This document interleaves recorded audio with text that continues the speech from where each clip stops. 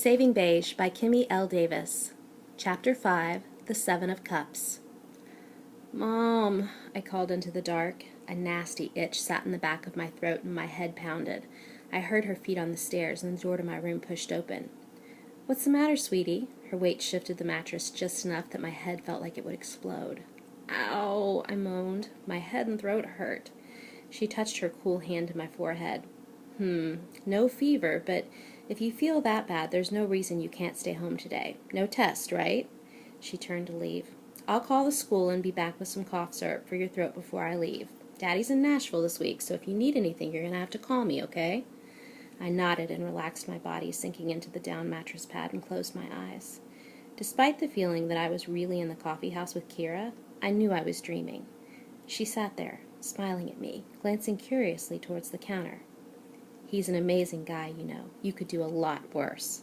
I let my gaze follow hers, and my cheeks felt hot. Two workers dressed in green tops and khaki pants had their backs to us. I couldn't see their faces, but I could tell by the chocolate brown curls and the black waves who'd attracted my aunt's attention. "Which one?" I asked. She let out a sigh. "You know which one." Giggling, she leaned closer across the table. "Your soulmate," she whispered, and suddenly disappeared. I looked around and willed her to reappear. I could usually control what happened in my dreams, but I couldn't see the boys anymore either. I wanted Kira to come back and tell me that the boy she'd been talking about was Ethan. I looked up to search, and suddenly was staring in the pimply face of a 14-year-old from our church as he asked if I wanted a refill. "Ugh!" I let out a shriek and heard laughter in my head.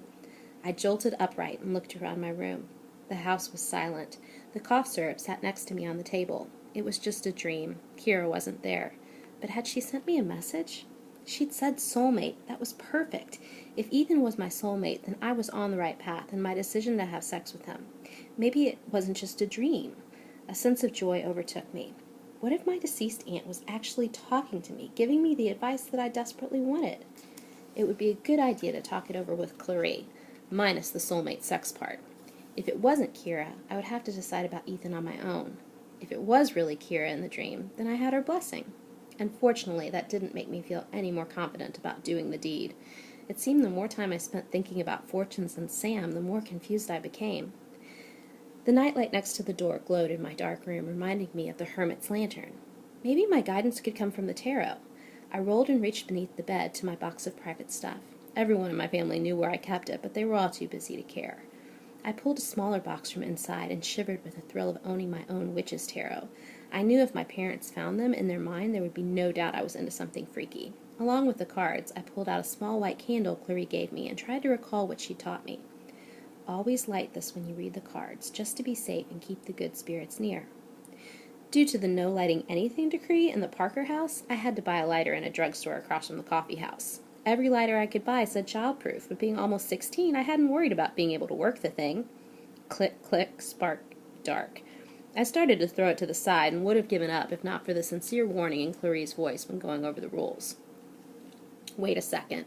What was this little button you could push to the side?" Click, click, spark, flame. Yes, now I was getting somewhere.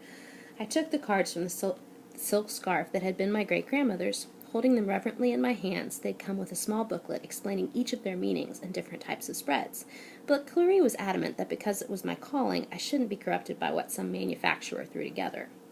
Start with just the 22 major arcana cards and use your intuition and creativity to interpret how they fall into the basic 3-card spread I wrote for you. Clarie had handed me the handwritten instructions yesterday afternoon.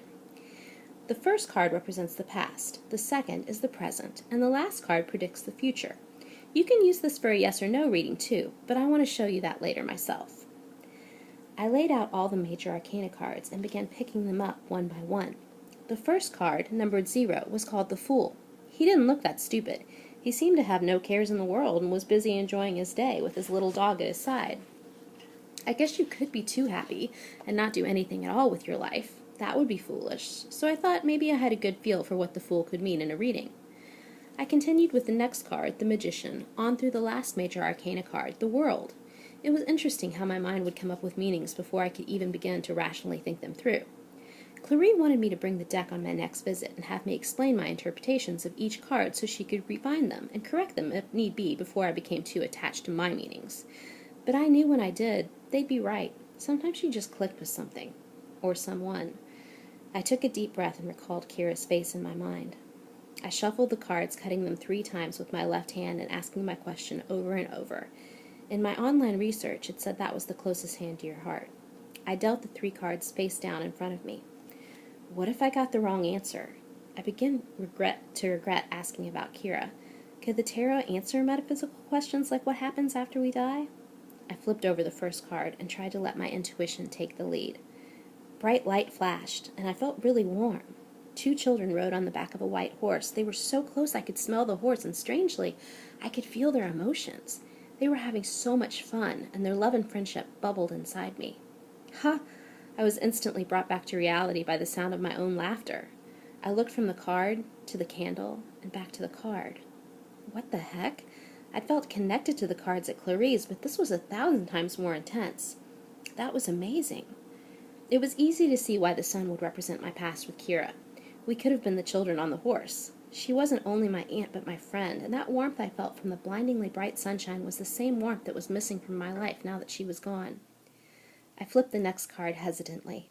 The card represented the present, and I really didn't want to stare into the empty-eyed skull of the death card. While alone in the house, white candle burning or not, I flipped it quickly. Relief was instantly replaced with fear. I was falling, and fast. I could barely connect my thoughts before I realized that I was inside the body of one of the 2 people plummeting to the ground from the top of a stone tower. I could feel the scream in my throat. As I fell farther, fear subsided, but anger and confusion crept in. How had this happened? Everything was so good, and then all of a sudden it wasn't. I became increasingly aware that the 2 people could have pushed each other from the tower.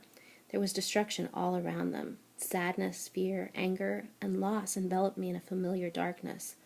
All the feelings I had when thinking of Kira's death. The tower was my present. Thank God for the future, I whispered, becoming aware of my room again. This card would tell me what I needed to know. This card would let me know if Kira was still here and if I would have contact with her again. Or if I was really all alone. I closed my eyes and turned over the card. I opened my eyes to the Hermit. All alone, my rational mind called out clearly. But my heart said, the light. There's a light in his hands. What could it mean? I didn't experience it like the other 2 cards. Something was blocking me, a boundary holding me back from understanding or seeing. I could access my rational mind, but my intuition was missing. I fell against my pillows in frustration. The candle went dark and left me in the mellow light of mid-morning. Madame Clary.